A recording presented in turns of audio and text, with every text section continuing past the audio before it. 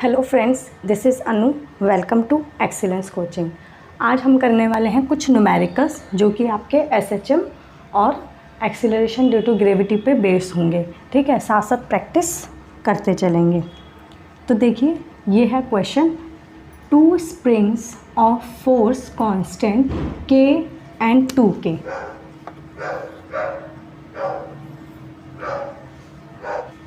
दो स्प्रिंग हैं, ये 2 स्प्रिंग हैं जिसका कांस्टेंट क्या है K एंड 2K। 2 स्प्रिंग हैं, इनका कांस्टेंट है K and 2K। Are connected to a mass. एक मास से क्या है, कनेक्ट हैं। ये दोनों स्प्रिंग एक मास से कनेक्ट हैं। As shown the frequency of oscillation. आपको क्या कैलकुलेट करना है, फ्रिक्वेंसी यानी कि F। क्लियर है। स्प्रिंग के केस में मैंने आपको करवाया था, जो रेस्टोरिंग फोर्स होता है वो क्या होता है, -kx। ठीक है, स्प्रिंग को आप स्ट्रेच करेंगे तो वो अपोजिट डायरेक्शन में फोर्स लगाएगा, जो कि क्या होगा, नेगेटिव ऑफ डिस्प्लेसमेंट। तो ये था फॉर्मूला। अब यहाँ पे फोर्स क्या होगा, मास इनटू एक्सीलरेशन। और k की वैल्यू जो कि है एक कांस्टेंट, तो यहाँ पे 2 कांस्टेंट हैं, K प्लस 2K। दोनों कांस्टेंट को क्या कर देंगे, ऐड। दोनों ही स्प्रिंग का कांस्टेंट मल्टीप्लाई डिस्प्लेसमेंट, ये हो जाएगा -3kx। और यहाँ हो जाएगा आपका मास इनटू एक्सेलरेशन। तो आप एक्सेलरेशन की वैल्यू निकालेंगे तो ये डिवाइड में चला जाएगा मास। तो एक इक्वेशन तो आ गई आपकी ये वाली। दूसरा इक्वेशन, एसएचएम के केस में एक्सेलरेशन का फॉर्मूला क्या होता है, एक्सीलरेशन फॉर एनी एसएचएम, इसको याद रखेंगे, ω² होता है। ठीक है, यही होता है एक्सीलरेशन का फॉर्मूला इन एसएचएम।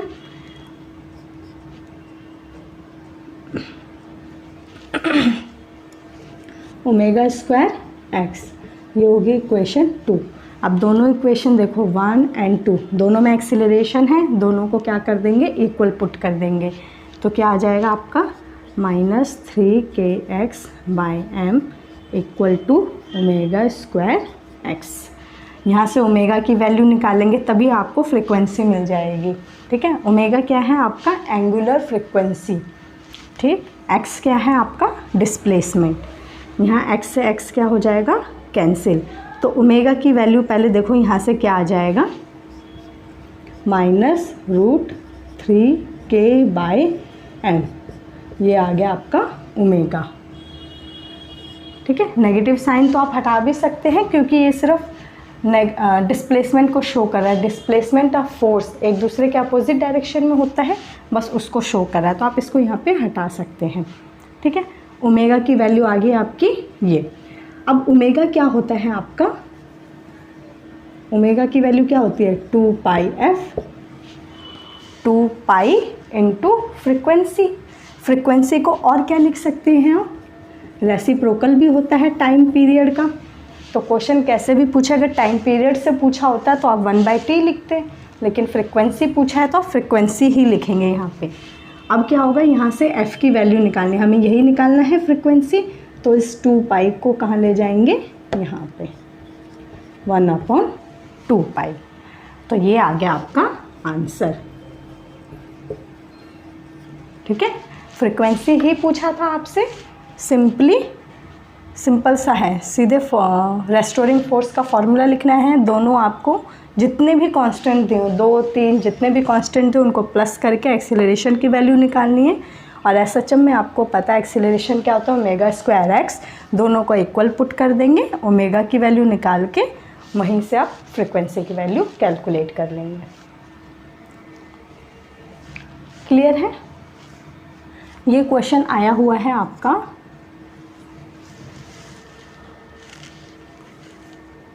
2010 में। चलिए करते हैं नेक्स्ट क्वेश्चन। क्वेश्चन को पढ़ते हैं। A particle executing SHM simple harmonic motion of amplitude. आपको क्या गिवन है, एम्पलीट्यूड, यानी कि ए की वैल्यू गिवन है 5 सेंटीमीटर। हैज़ मैक्सिमम स्पीड आपको मैक्सिमम स्पीड गिवन है, यानी वी मैक्स गिवन है, maximum speed V max of 31.4 centimetre पर second, and you have to calculate frequency, यानी कि एफ़ की वैल्यू कैलकुलेट करनी है। सिंपल सा फॉर्मूला है, मैंने एसएचएम में आपको एक्सीलरेशन, वेलोसिटी, इन सभी की फॉर्मूले लिखवाए हैं, तो वही फॉर्मूला हम यहाँ लिखेंगे कि आपका वी मैक्स जो होता है वो होता है ए ओमेगा, यही होता है, आप चेक कर लेना, यही होता है। ए क्या है एम्पलीट्यूड, ओमेगा क्या है आपका एंगुलर फ्रीक्वेंसी, एंड वी क्या है मैक्सिमम स्पीड। अब आपको वी मैक्स की वैल्यू गिवन है कितनी, 31.4 सेंटीमीटर पर सेकेंड। आप यूनिट को हमेशा देखेंगे, ये सेंटीमीटर में है, ये भी सेंटीमीटर पर सेकेंड में है, तो कोई भी चेंज करने की ज़रूरत नहीं है। यूनिट का हमेशा ध्यान रखेंगे, मीटर है तो सेंटीमीटर में चेंज करने की ज़रूरत है या नहीं। तो यहाँ पे आपकी यूनिट सेम है तो कोई चेंज नहीं होगा। एम्पलीट्यूड कितना गिवन है 5, एंड ओमेगा आपका क्या हो जाता है अगेन 2 पाई एफ, हमने डायरेक्ट लिख दिया 2 पाई एफ। अब इन सभी टर्म्स को इसके नीचे ले आएंगे, सिंपल है कैलकुलेशन। 2 मल्टीप्लाई पाई की जगह पे हम क्या लिख सकते हैं 3.14 फ्रीक्वेंसी। अब इसका हम ऊपर लगा देंगे 100 और इसका लगा देंगे नीचे 10, तो ये तो हो गया इक्वल, ये कैंसिल हो गया। सिंपल कैलकुलेशन है, सब कैंसिल हो गया, यानी कि फ्रीक्वेंसी की वैल्यू कितनी आ गई आपकी 1 हर्ट्ज़। हर्ट्ज़ क्यों लिखा, देखो सेंटीमीटर से सेंटीमीटर तो वैसे भी कैंसिल हो जाएगा, तो क्या बचेगा पर सेकंड, और पर सेकंड को हम क्या लिख सकते हैं हर्ट्ज़। क्लियर है, यूनिट वैसे भी फ्रीक्वेंसी की क्या होती है हर्ट्ज़ होती है। तो करेक्ट आंसर इज़ 1 हर्ट्ज़। 2010 में आया हुआ, सिंपल कैलकुलेशंस आई हैं आपके एसएचएम में। ठीक, सिर्फ आपको फॉर्मूले स्पेशली इसलिए मैंने लिखवाए हैं क्योंकि जैसे न्यूमेरिकल पूछे हैं वैसे ही मैंने आपको टॉपिक करवाए हैं, तो फॉर्मूले आपको ज़रूर याद होने चाहिए। चलिए करते हैं नेक्स्ट क्वेश्चन, जो कि आपका 2021 में आया हुआ है। ये क्वेश्चन जो है चोक से रिलेटेड है। चोक से क्वेश्चन बहुत ही कम आए हैं, पूरे प्रीवियस ईयर में कोई 1-2 क्वेश्चन आए हैं, वो भी आपके इंडक्टेंस एंड कंडक्टेंस पे। तो सिंपली आपको इंडक्टेंस एंड कंडक्टेंस का रेजिस्टेंस का फॉर्मूला पता होना चाहिए। ठीक है, तो मैं पूरा टॉपिक नहीं करा रही क्योंकि क्वेश्चन बहुत रेयर आए हुए हैं इसके, तो इसके जितने क्वेश्चन आए हैं उन्हें हम अटेंड कर लेंगे। ठीक है, प्रैक्टिस में जो आपका छूट गया वो सारे क्वेश्चन की प्रैक्टिस में कवर हो जाएंगे। जो इम्पॉर्टेंट टॉपिक थे वो मैंने आपको कंप्लीट करवा दिए हैं। ठीक है, और आगे जो बचा है वो करवा देंगे। इसके अलावा अगर जो मैं लेफ़्ट कर रही हूँ उसे हम प्रैक्टिस सेट में कवर कर लेंगे। ठीक है, अब हम न्यूमेरिकल्स की प्रैक्टिस भी साथ साथ करेंगे, तो वहाँ पे वो चीज़ कवर हो जाएगी। चलिए, एसी वोल्टेज 100 वोल्ट यानी कि वी की वैल्यू गिवन है, 50 हर्ट्ज़ यानी कि फ्रीक्वेंसी गिवन है, is applied to the ends of a choke, और एल की वैल्यू गिवन है 2 हेनरी। एल क्या होता है आपका इसमें इंडक्टेंस, रेजिस्टेंस। ठीक है, रेजिस्टेंस की तरह होता है इंडक्टेंस। इंडक्टर में what current will flow through it. ठीक है, कैपेसिटेंस एंड इंडक्टेंस के बारे में आपने सुना होगा। ठीक है, वही टॉपिक है ये।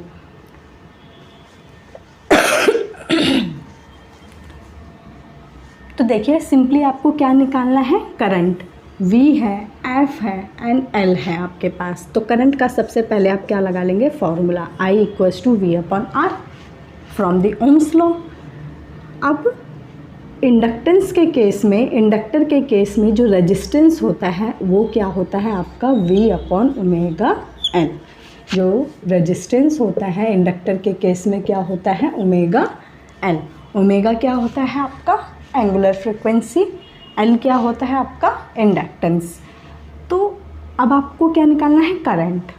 यहाँ पे ओमेगा है तो एंगुलर फ्रीक्वेंसी नहीं गिवन है हमें, सिंपल फ्रीक्वेंसी गिवन है, तो इसको हम फ्रीक्वेंसी में चेंज कर लेंगे 2πfL। ओमेगा को आप क्या लिख सकते हैं 2πf। अब सारी वैल्यू आपको गिवन है। V कितना आएगा आपका 100 वोल्ट, 2 पाई ऐसे ही रहने दो। फ्रीक्वेंसी कितनी गिवन है आपको 50 और इंडक्टेंस कितना गिवन है 2। तो नीचे क्या बच गया आपका 2 पाई, 1/2 पाई। और कैसा होगा ये AC होगा, ठीक है, क्योंकि AC वोल्टेज है तो AC ही होगा आपका। ऑप्शन में AC DC करके 4 ऑप्शन दिए हुए थे एंड 1/2 पाई करके गिवन है। तो आंसर आपका करेक्ट क्या हो जाएगा, दिस वन, 1/2 पाई। ठीक है, इसके जितने भी क्वेश्चन हैं इंडक्टेंस और कंडक्टेंस के वो हम कवर कर लेंगे, इसलिए हम टॉपिक नहीं पढ़ रहे, सिर्फ न्यूमेरिकल इसी टाइप से पूछे गए हैं। पुलीज एंड स्ट्रिंग्स, ठीक है, पुली एंड स्ट्रिंग के भी क्वेश्चन आए हैं। इसमें क्या है, ये वाला जो है पुली है और ये स्ट्रिंग की बात कही है। Shown in figure are smooth and weightless, ठीक है। The value of theta of the equilibrium of system. अब आपको ये थीटा की वैल्यू निकालनी है, ठीक है। ये इक्विलिब्रियम में है, यहाँ पे ये 3 वेट है, मास है। इसका मास क्या है m और इसका क्या है √2m। अब देखो जब ये मास नीचे की तरफ जाएगा, नीचे की तरफ, ठीक है, तो क्या होगा, ऊपर क्या लगेगा, एक स्ट्रेस आएगा, टेंशन आएगा, जिसे हम डिनोट करेंगे T से। इसी तरह ये भी नीचे जाएगा और नीचे जो वेट लगेगा वो क्या होगा mg। इसी तरह यहाँ पे जो नीचे वेट लगेगा वो होगा mg। ऊपर की तरफ क्या लगेगा, टेंशन, ठीक है। किसी भी हम मास को नीचे की तरफ खींचेंगे तो ऊपर की तरफ एक टेंशन लगेगा। और ये पुली है जो कि फ्रिक्शनलेस है, मूव कर रही है इजीली इस पे जो स्ट्रिंग है, ठीक। और यहाँ पे जो मास है वो इक्विलिब्रियम पोजीशन में, क्योंकि ये भी इसको नीचे कर रहा है और ये भी, तो ये चीज़ क्या है, इक्विलिब्रियम में है। और इसका मास गिवन है √2m। तो नीचे की तरफ जो ग्रेविटी के साथ लग रहा होगा वेट वो क्या होगा, √2mg। और यहाँ पे लग रहे होंगे टेंशन, ठीक है, स्ट्रिंग में टेंशन आ जाएगा। ओके, अब आपको ये भी पता है ये कंपोनेंट है तो इसका हॉरिजॉन्टल कंपोनेंट और वर्टिकल कंपोनेंट, ये इसका वर्टिकल हो, हॉरिजॉन्टल हो गया और ये इसका वर्टिकल हो गया। तो यहाँ पे जो टेंशन इसका कंपोनेंट होगा वो क्या हो जाएगा, 2t cos थीटा, और यहाँ पे क्या हो जाएगा 2t sin थीटा, ठीक है। 2 कंपोनेंट बनते हैं, आपको पता है, किसी का भी रिजोल्यूशन करेंगे तो 2 कंपोनेंट बनते हैं, sin theta and cos theta. और 2 क्यों लगाया है, ये दोनों टेंशन्स का, क्लियर। तो चलिए, तो सबसे पहले अगर हम इसकी बात करें, इस वाले पे चाहे इसको ले लो या इसको ले लो, तो यहाँ पे फर्स्ट क्या आ जाएगा, पहली इक्वेशन T = mg, ये पहली इक्वेशन। दूसरा, हमें इस इक्विलिब्रियम पोजीशन पे काम करना है, ठीक है, value of theta for equilibrium of this system. तो हमें इस पे काम करना है, इस थीटा पे।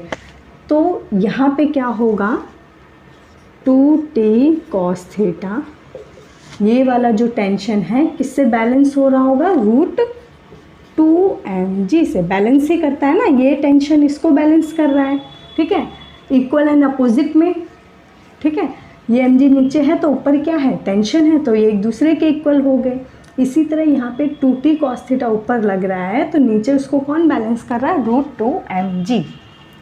अब यहाँ पे t की वैल्यू क्या रख देंगे हम, 2mg cos theta equals to, question बहुत इजी है, बस आपका कॉन्सेप्ट होना चाहिए। और कॉन्सेप्ट कैसे बनेगा, देखो थ्योरी बहुत इंपॉर्टेंट है, लेकिन उससे भी ज़्यादा इंपॉर्टेंट है कि आप क्वेश्चंस की प्रैक्टिस करते जाए। कितना भी थ्योरी पढ़ लें उससे आपका, मैं कह रही हूँ 60 से 70% आपका कॉन्सेप्ट पूरा हो जाएगा, आपको क्वेश्चन अटेंड करने में कोई प्रॉब्लम नहीं आएगी। और जो मैंने पढ़ाया है ना, आप उसको पढ़ के एक बार पेपर लगाने की कोशिश करना, आपके क्वेश्चन देखना बहुत ईजिली हो जाएंगे, ठीक है। इसके बाद कुछ क्वेश्चन ऐसे होते हैं जो डायरेक्टली सिलेबस में मेंशन ही नहीं है वो टॉपिक, फिर भी आपको क्वेश्चन दे दिए गए, तो मैं उस टॉपिक को नहीं पढ़ा रही हूँ, बल्कि डायरेक्ट वो क्वेश्चन की ही प्रैक्टिस करा दे रही हूँ, ठीक है। और पुलिस स्ट्रिंग वाले क्वेश्चन तो आपके हैं ही, तो इसके हम न्यूमेरिकल्स की ज़्यादा प्रैक्टिस करेंगे, क्योंकि हर बार न्यूमेरिकल में कुछ ना कुछ नया आता है, तो जितना न्यूमेरिकल प्रैक्टिस करेंगे आपका कॉन्सेप्ट उतना ही क्लियर होगा, ठीक है। तो इसमें हम न्यूमेरिकल पे ज़्यादा फोकस करेंगे। चलिए, mg से mg क्या होगा, कैंसिल, ये हो गया आपका 2 cos थीटा इक्वल्स टू 2। आपको पता है 2 को और क्या लिख सकते हैं आप, √2 मल्टीप्लाई √2 कर सकते हैं, क्योंकि दोनों को मल्टीप्लाई करेंगे तो 2 ही आएगा। √2 से √2 कैंसिल, cos थीटा ये √2 इधर चला जाएगा तो 1/√2। एंड आपको पता है cos थीटा 1/√2 किसकी वैल्यू होती है, 40 cos 45 की। इतना न्यूमेरिकल ट्रिग्नोमेट्री तो आती होगी ना आपको कि cos थीटा 1/√2 किसकी वैल्यू होती है, 45 डिग्री की। तो करेक्ट आंसर आ गया आपका 45 डिग्री, यानी ये जो एंगल होगा ये किस पे होगा, 45 डिग्री पे। Is it clear? 4 option given थे, उसमें से करेक्ट वन इज 45 डिग्री। चलिए करते हैं नेक्स्ट क्वेश्चन, जो कि है आपका एक्सेलरेशन ड्यू टू ग्रेविटी। ठीक है, वेरिएशन जो कराए थे उसके ऊपर क्वेश्चन है। The earth has mass m and radius r। जी क्या है आपका, acceleration due to gravity on surface of earth. What is the value eight height r/3 above the surface, above the surface. यानी कि ये आपको मैंने 3 वेरिएशन करवाए थे जी की, on the surface, above the surface and below the surface. तो ये कौन सा केस है आपका, above the surface. Above the surface वाला फॉर्मूला अप्लाई कर दो सिंपली। क्या था उसमें, अबव द सरफेस वाला फॉर्मूला क्या था आपका, G' equals to G/r plus h, यही था, h का होल स्क्वायर। अब यहाँ पे देखो हाइट कितनी गिवन है, height r/3 above the surface, यानी h की वैल्यू कितनी गिवन है आपको, r/3। Put this value G r plus r/3 का स्क्वायर, जी इसको सॉल्व करो, 3r प्लस 1 4r/3 का स्क्वायर। इसको करेंगे तो ये हो जाएगा 3 3 जा 9, 3 का स्क्वायर 9 और 9 ऊपर चला जाएगा, 9g डिवाइडेड बाय 16r का स्क्वायर। ठीक है, यानी G' क्या आ गया आपका, 9g/16r का स्क्वायर। ये आपको ऑप्शन में दिया हुआ था, ये आपका करेक्ट आंसर हो गया। ठीक है, देख लो क्वेश्चन बहुत ही बेसिक है, आपको मेनली क्या पता होने चाहिए, फॉर्मूले। क्लियर? तो ये तो आज हमने कुछ न्यूमेरिकल्स किए थे। अब ये देखो आपका फिज़िक्स में हम चल रहे हैं फोर्स एंड मोशन पे। ठीक है, मैंने सब कुछ पढ़ा दिया उसमें, बस आपका रोटेशनल मोशन, सिंपल पेंडुलम में कुछ टाइम पीरियड वगैरह, ये कुछ छोटे से टॉपिक रह गए हैं जिसको मैं कल नेक्स्ट क्लास में कवर कर दूंगी। इसके बाद हमारा फिज़िक्स का सिलेबस कंप्लीट हो जाएगा। 6 यूनिट में से पहले ही मैंने बोला मैं आपको 5 यूनिट ही कराऊंगी। जो पहली यूनिट है डायमेंशंस वाली, उसके कुछ न्यूमेरिकल्स हैं, उसको हम कवर कर लेंगे प्रैक्टिस के टाइम में। क्लियर? तो फिज़िक्स का सिलेबस कंप्लीट है मेरी तरफ से, और जो लेफ़्ट रह गए छोटे मोटे टॉपिक उसे हम न्यूमेरिकल्स में कवर करते चलेंगे। ठीक है, अब हम अगेन फिज़िक्स कंप्लीट होने के बाद नेक्स्ट क्लास के बाद हम फिर से केमिस्ट्री पे आ जाएंगे। उसके भी जितने टॉपिक यूनिट रह गई हैं उनकी कुछ, उसको कवर करने का सिर्फ और सिर्फ हम प्रैक्टिस करेंगे न्यूमेरिकल्स की। ठीक है, नेक्स्ट टाइम से मैं PDF के थ्रू पढ़ाना स्टार्ट कर दूँगी आपको, पहली चीज़। दूसरी चीज़, कुछ बच्चे परेशान है कि मैम एग्ज़ाम कब तक होगा। ठीक है, ठीक है, एग्ज़ाम की बात करें अगर, तो अब तक तो यही लग रहा था कि आपका एग्ज़ाम किस में हो सकता है, नवंबर में हो सकता है। बट अब उम्मीद क्या है कि नवंबर में आपका एग्ज़ाम होने की कोई उम्मीद नहीं है, क्योंकि अगर नवंबर में एग्ज़ाम होना था तो आपका नोटिफिकेशन अक्टूबर तक तो आ ही जाना चाहिए था, इनफैक्ट सितंबर में आना चाहिए था, तभी आपकी उम्मीद थी कि नवंबर में एग्ज़ाम होगा आपका। बट अभी तक कोई भी ऑफिशियल नोटिफिकेशन नहीं आया है। अगर अक्टूबर के लास्ट तक भी आपका कोई नोटिफिकेशन आ जाता है तो उम्मीद है कि आपका एग्ज़ाम दिसंबर तक हो जाए। ठीक है, उम्मीद है अगर अक्टूबर में आ जाता है तो। अगर नहीं आता तो मान के चलो कि इस साल तो ये एग्ज़ाम मुश्किल ही है। अब आपका ये 2023 में भी, वो भी अगर जनवरी तक हो जाए तो बहुत अच्छा है, अदरवाइज़ तो ये डिले होता जाएगा। ठीक है, क्योंकि जो भी मेंबर्स आने थे टीम में वो मेंबर्स अभी तक नहीं आए हैं। ठीक है, ऐसी मतलब इन्फॉर्मेशन मुझे मिली है कि ये सब काम अभी नहीं हुआ है। तो एग्ज़ाम अभी थोड़ा डिले ही मान के चलो, ठीक है। अब जिन बच्चों की प्रिपरेशन पूरी हो चुकी है वो बच्चे परेशान हैं, तो आपको डीमोटिवेट नहीं होना, प्रैक्टिस करते जाओ, बहुत सारी प्रैक्टिस करते जाओ। अभी एलटी ग्रेड का भी आपका नोटिफिकेशन आया है, ठीक है, उसकी भी वैकेंसी आएगी, आप उसकी तैयारी करते चलो साथ साथ। आपको जितना टाइम मिल रहा है आप उतनी अच्छी प्रैक्टिस करो कि आप जब एग्ज़ाम दो तो आपका सिलेक्शन 100% हो, ठीक है। तो डीमोटिवेट नहीं होना, अपनी प्रैक्टिस स्ट्रॉन्ग करनी है आप लोगों को। और जिनका भी प्रिपरेशन नहीं है उनका तो अच्छा टाइम मिल गया, आप अच्छे से प्रैक्टिस करिए, ठीक है। जो टॉपिक मैं पढ़ा रही हूँ उसको प्लस में अपने प्रैक्टिस सेट। अब जैसे ही मेरा सिलेबस यहाँ कवर होगा मैं आपको इसके यूपीटीजीटी के प्रैक्टिस करवाने शुरू कर दूँगी। क्लियर है इतनी बात? तो एग्ज़ाम का मैंने आपको क्लियर कर दिया है। फ़िलहाल अभी कुछ भी नहीं पता कि एग्ज़ाम कब तक होगा, ठीक है। अक्टूबर के लास्ट तक आ जाए तो बहुत अच्छा है, दिसंबर में मान सकते हैं आप एग्ज़ाम में, ठीक है, मान सकते हैं, प्रोबेबिलिटी है होने को, कुछ भी हो सकता है। अदरवाइज़ तो फिर मान के चलिए कि नेक्स्ट ईयर ही है, ठीक है। तो डिमोटिवेट नहीं होना है आपको, फ़िलहाल तो अपनी तैयारी पे फोकस करना है। क्लियर? तो आज के लिए इतना ही, मिलते हैं नेक्स्ट क्लास में जो कि होगी फिज़िक्स, और उसको मैं कंप्लीट कर दूँगी नेक्स्ट क्लास में, ठीक है। तो थैंक यू।